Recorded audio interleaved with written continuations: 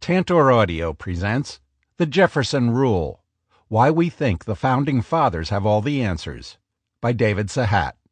Narrated by Tom Perkins. Preface. American politics has its share of odd symbols, practices, and orthodoxies, but surely the most peculiar is the constant reference to the nation's founders in contemporary debate. Everyone cites the founders. Constitutional originalists consult the founders' papers to decide original meaning. Proponents of a living and evolving Constitution turn to the founders as the font of ideas that have grown over time. Conservatives view the founders as architects of a free enterprise system that built American greatness. The more liberal-leaning, following their 60s parents, claim the founders as egalitarians, suspicious of concentrations of wealth. Independents look to the founders to break the logjam of partisan brinkmanship. Across the political spectrum, Americans ground their views in a supposed set of ideas that emerged in the 18th century. But in fact, the founders disagreed with each other. They agreed to separate from Great Britain, and they agreed after much compromise, at least some of them, on the text of the Constitution. But beyond that, they had vast and profound differences. They argued over federal intervention in the economy and about foreign policy. They fought bitterly over how much authority rested with the executive branch, about the relationship and prerogatives of federal and state government. The Constitution provided a nearly limitless theater of argument. The founding era was, in reality, one of the most partisan periods of American history. How is it, then, in contemporary debate, that conservatives, liberals, and libertarians cite these argumentative founders as though they would all naturally support policies in the present? How did a bitterly divided generation become a cohesive group of visionaries? It has been a pattern of long standing. From the early disputes about the role of the federal government in nation-building to the conflict over slavery and the Civil War, the debates over the New Deal during the Great Depression, the Civil Rights Movement of the 1950s and 1960s, and the Reagan Revolution of the 1980s, everyone has called on the Founding Fathers. Today's Tea Party continues a habit common from the beginning of American political debate. What is the result? Founders talk degrades debate. It encourages intellectual dishonesty. It is both easy and destructive. The founders' words and thoughts become weapons. Discussion of policy becomes ideological combat. If you disagree, you betray principle. Ultimately, citations from the founders become partisan propaganda. In 1984, George Orwell wrote, "Who controls the past controls the future.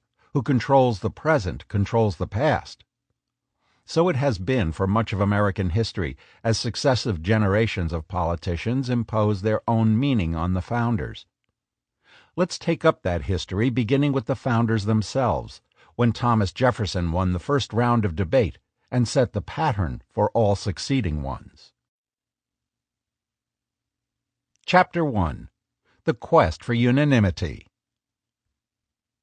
George Washington probably should have known better. In 1789, just after taking office, he faced a choice that would turn out to shape his 2 terms as president. The Constitution had been drafted nearly a year and a half earlier. After a bruising battle over its ratification, in which many people objected to what they saw as the Constitution's centralization of authority, Washington had been unanimously elected as the nation's first president. The moment was delicate. Everyone trusted in Washington as a leader, but not everyone trusted one another. And not everyone trusted in the government created by the Constitution.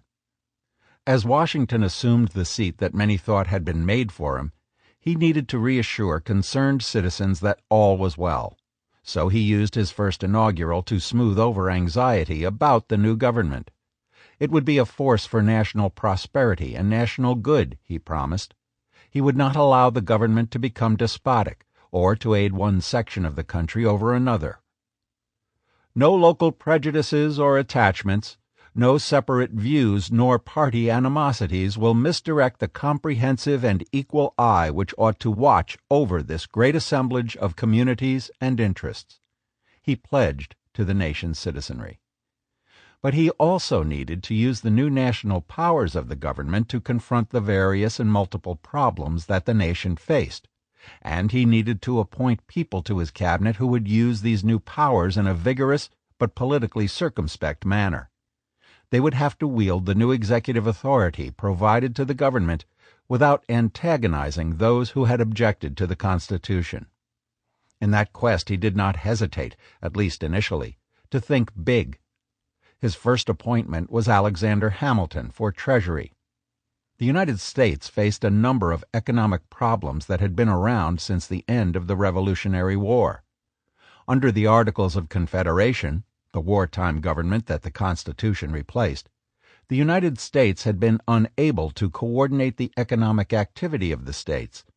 The nation, as a result, had no coherent program of economic development, and it struggled under debt from fighting the Revolution.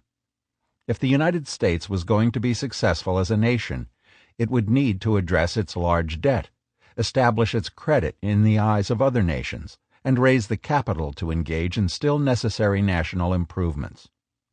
Hamilton was perfect for that task. He was one of the most brilliant minds of the new nation, and he had a clear conception of the economic problems. But he also had a particularly clear vision of national power that was bound to antagonize those who feared a strong central government. More than anyone else among the founding generation, Hamilton believed that the new Constitution provided, in his words, streams of national power that needed to be channeled to specific ends. Power was, for Hamilton, a good thing. Those who worried about strong governmental power, according to Hamilton, missed the more dangerous problems that arose out of a lack of governmental power. As he explained in the Federalist Papers, a series of newspaper articles written with James Madison and John Jay to support constitutional ratification, under a weak government we are apt to rest satisfied that all is safe because nothing improper will be likely to be done. But this view was, he believed, short-sighted. We forget how much good may be prevented, he pointed out, and how much ill may be produced by the power of hindering the doing what may be necessary, and of keeping affairs in the same unfavorable posture in which they may happen to stand at particular periods. Such a view was at total odds with Washington's choice for Secretary of State, Thomas Jefferson. It was here that Washington made his first mistake. State was also a vital cabinet position. Following the Revolution, several aspects of foreign relations needed attention, and because many future treaties would deal with commercial relations, some overlap in Hamilton's and Jefferson's respective portfolios was inevitable. The overlap would not have been a problem had they been in general philosophical agreement. But because Jefferson and Hamilton could not disagree more vehemently on any number of issues, conflict was also inevitable. Jefferson had, in fact, long been uncomfortable with the Constitution. Though he did not have a hand in drafting it, he was away in Paris during the entire debate. When he first heard the plan, he complained to his friend James Madison. "Prima facie, I do not like it. It fails in an essential character, that the hole and the patch should be commensurate. But this proposes to mend a small hole by covering the whole garment." Jefferson would have preferred to live under the Articles with perhaps a few amendments. "I own I am not a friend to a very energetic government," he acknowledged. And though he eventually made peace with the Constitution, he did not abandon his belief that energetic government was always a threat to liberty. Jefferson's commitment to liberty, as he understood it, was bound to cause problems when he was paired with Alexander Hamilton, a man also not shy about his opinions. But Washington did not see the potential for conflict. In spite of the raucous debates that the nation had endured during the ratification process, Washington assumed, like many in his time, that any fair-minded gentleman politician would arrive at basically the same place as any other fair-minded gentleman politician, so long as they were both Republican in outlook. He did not believe that two Republican gentlemen could disagree on principle without one of them suffering from a fatal flaw in character. He thought that if he chose what he called first characters, those who made up the natural aristocracy of the United States and could be trusted to lead the nation, he would not need to scrutinize their views too closely.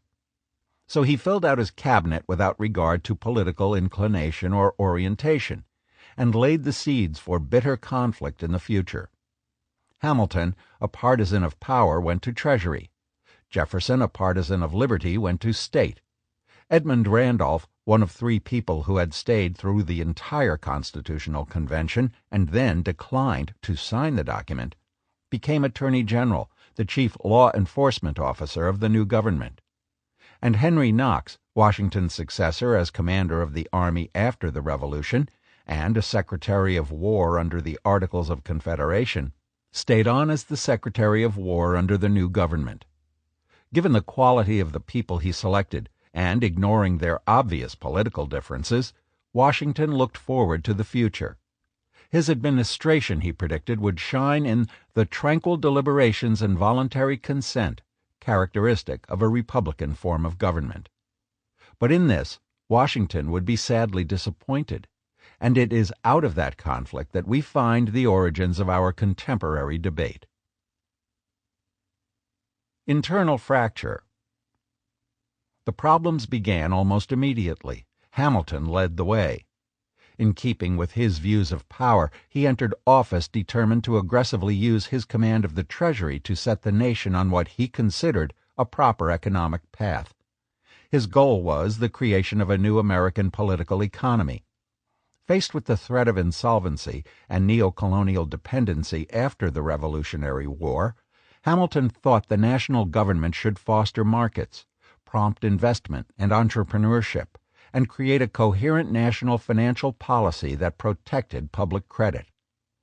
To that end, he put forward a series of economic reports in which he recommended an expansion of government that would occur in 3 steps. First, he proposed the federal government should assume the debts of the states to create a large and consolidated national debt. Then it should repay those debts at face value, rather than downgrading the debt and hurting the nation's credit rating.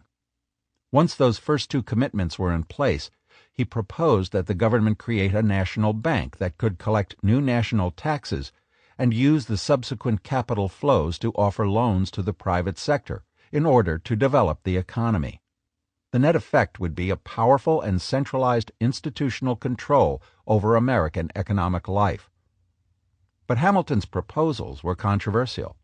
His promotion of a national bank in particular made it clear that he wanted to use the government to favor the merchants of the North, who could aid in the economic development of the nation while simultaneously enriching themselves. To agriculturalists, particularly in the South, it seemed as though Hamilton was using his office to pick winners and losers in the new economy. Or, to put it another way, he was using the power of the government to endanger the agriculturalists' liberty. Jefferson and Madison, who both came from the agricultural state of Virginia, were upset. In the process of debate, both emerged as Hamilton's opponents. Madison in particular used his immense prestige as the architect of the Constitution to call into question the constitutionality both of the bank and of Hamilton's entire economic system. He did so by arguing that the Constitution granted only limited powers to the Congress in Section 8 of Article 1. Because chartering a bank was not among those powers, Congress could not do it. This position became known as strict constructionism. As the split became clear, Washington grew disturbed. This was the first visible crack in the facade of agreement that existed in his administration. He had relied on both Madison and Hamilton in the initial part of his government, so a split between the two suggested a growing ideological divide that he did not understand and could not readily explain.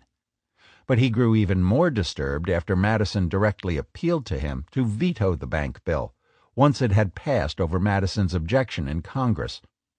Uncertain of what to do, Washington solicited 3 opinions on the constitutionality of a national bank.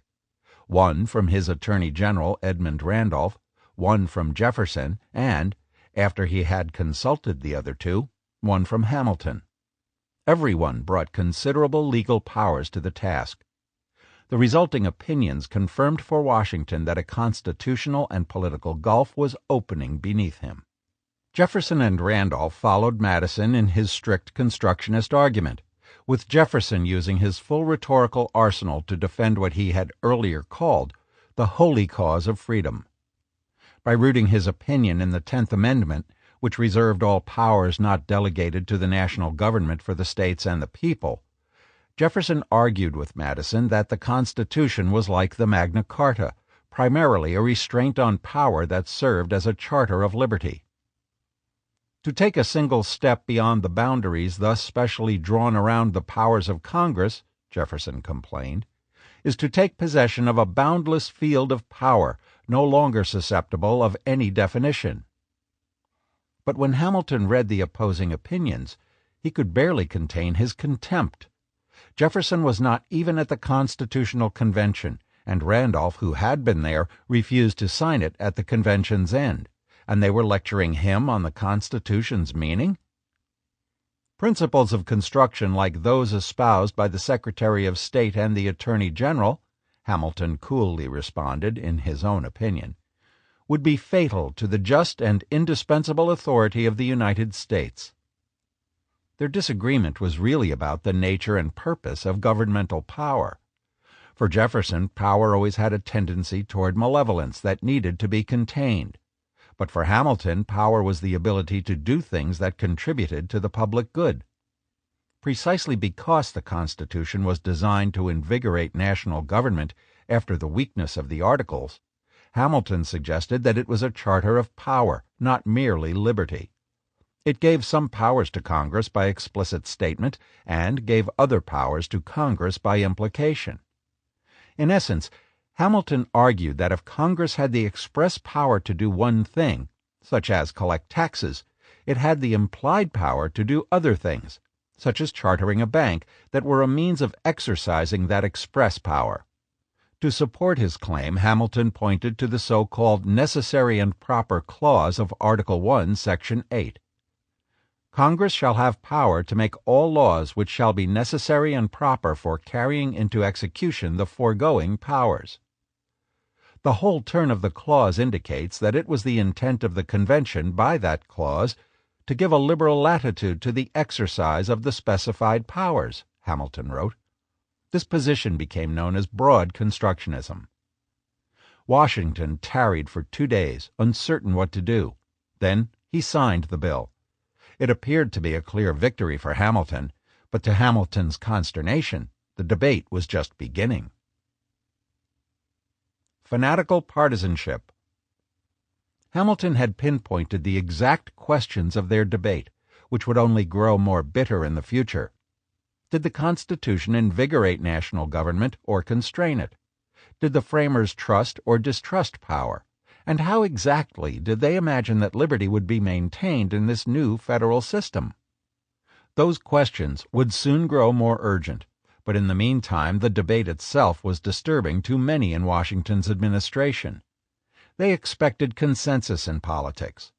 The founders saw politics in terms of the deferential and rank-ordered society that they sat atop. Politics was supposed to be an expression of the enlightened governance expected by society's natural rulers. As Thomas Jefferson said in 1776, the goal of any political system is to get the wisest men chosen in government and to make them perfectly independent when chosen.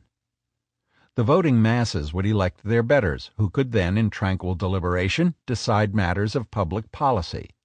And the Constitution had continued this idea. As Madison explained in Federalist No. 10, the Constitution used the principle of representation to refine and enlarge the public views by passing them through the medium of a chosen body of citizens. The best in society could then oversee the permanent and aggregate interests of the national community. But it was not working. After the success of Hamilton's legislative program, Jefferson and Madison became convinced that the system had been overtaken by proto-despots. Hamilton had used his powers to aid not the permanent and aggregate interests of the national community, but the narrow interests of merchant capitalists, and he had done so with the overwhelming support of Congress.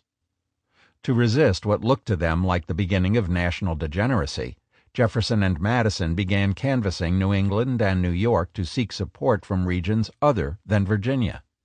Their opponents claimed, with some justification, that they were trying to form a political party, but Jefferson and Madison admitted only that they were looking for other like-minded people to resist Hamilton's dangerous tendencies.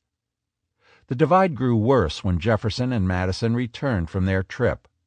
The problem was not just their political organizing, but also a gaffe Jefferson had made prior to leaving. As an ardent Francophile, he had long been excited by the French Revolution, which had been underway for 3 years. But he had been unable to read the best defense of the Revolution, Thomas Paine's The Rights of Man, published originally in Great Britain. Just before the trip, after a Philadelphia publisher had decided to bring out an American edition, one of Jefferson's friends managed to get hold of the printer's copy. He gave it to Jefferson to look over with the simple request that Jefferson forward it to the publisher when he was finished. But rather than just sending the book along, Jefferson added a note, to take off a little of the dryness, he later explained, that the publisher reprinted without permission at the front of the book.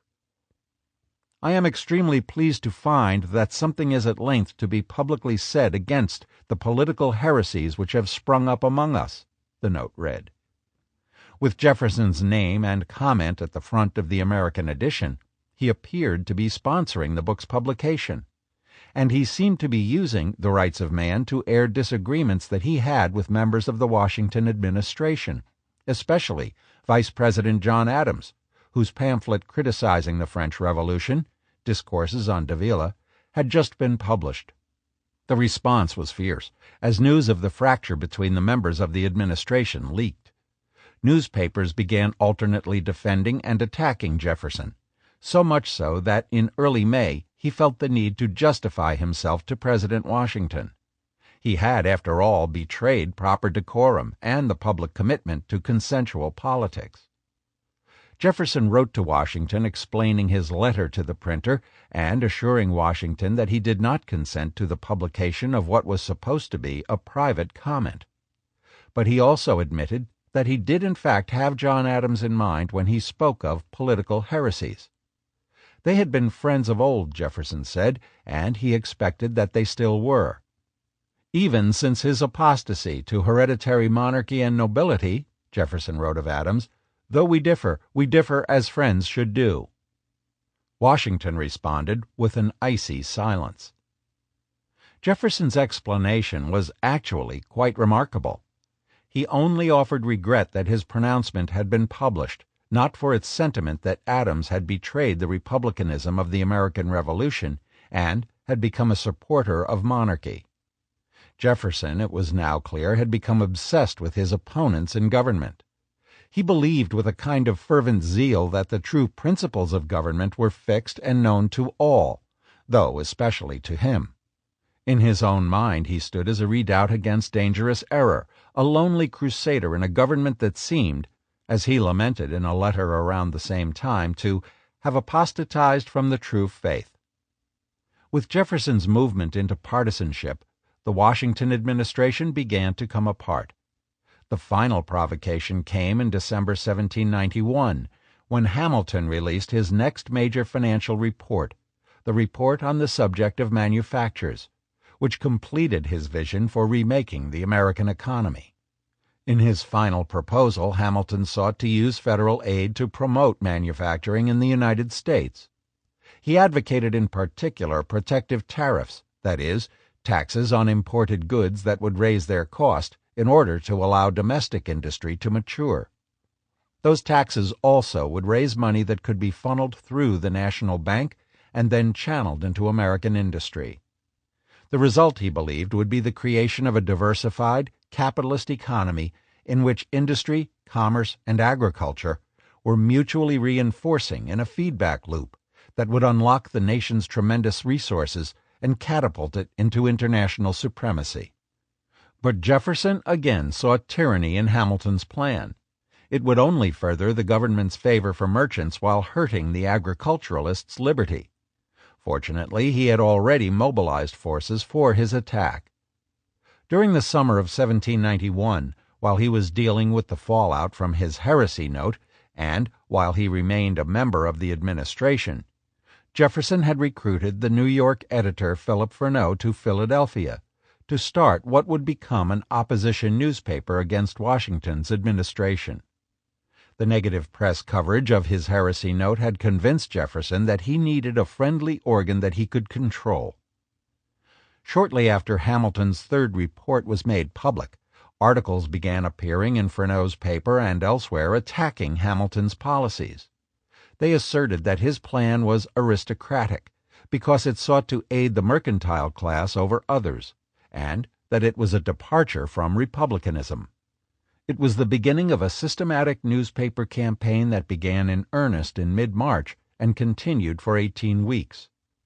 Although Jefferson never wrote himself, he solicited contributions from Madison and supported the paper in numerous ways, including paying Freneau as a government translator for the Department of State. Jefferson's use of Freneau was a remarkable step in light of Jefferson's professed disdain for partisan politics. He was now managing the publicity arm of an opposition movement while he remained in the administration, and he sought to reach beyond his official portfolio of responsibility to interfere with a cabinet member who seemed to have the president's unquestioned support. The consensual norms of the period had begun to groan against the strain. Finally, after maintaining several months of reticence, in August 1792 Hamilton pushed back and sought to expose Jefferson's partisan maneuvering. Writing under various pen names, he began a series of essays that ran until the end of the year. In one way or another, they all called into question Jefferson's private integrity and his public service. In the first, written as Un-American, Hamilton complained, correctly, that Jefferson had brought Freneau to Philadelphia to serve as a mouthpiece for an opposition party led by Jefferson himself. Jefferson had also, Hamilton asserted, used public money to secure Freneau's services, thereby using his place within the administration to systematically and illegitimately obstruct its policies. Is it possible, Hamilton wondered, that Mr. Jefferson, the head of a principal department of the government, can be the patron of a paper, the evident object of which is to decry the government and its measures? If he disapproves of the government itself and thinks it deserving of opposition, Hamilton continued, could he reconcile to his own personal dignity and the principles of probity to hold an office under it and employ the means of official influence in that opposition? To make sense of the puzzle, Hamilton made a series of damaging observations.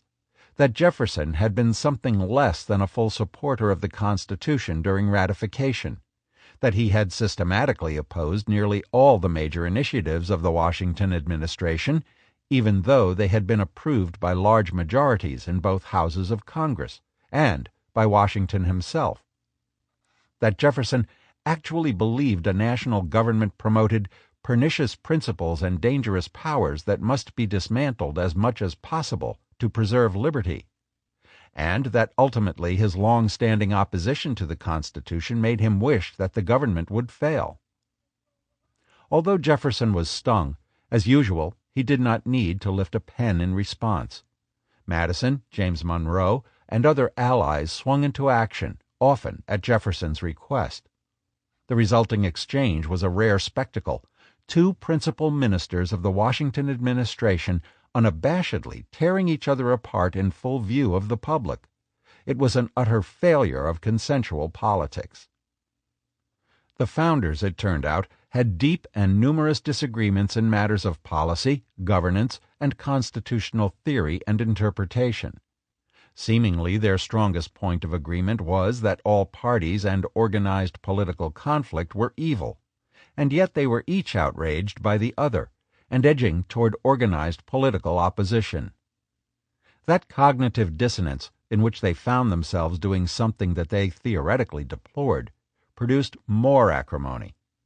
Each believed the other side responsible for the growing factionalism, which in turn fueled more savage disagreement, and the process repeated itself with great intensity. Jefferson fumed in private even before Hamilton began his public attack. He was particularly upset at Hamilton's daring to call the Sample complete. Ready to continue?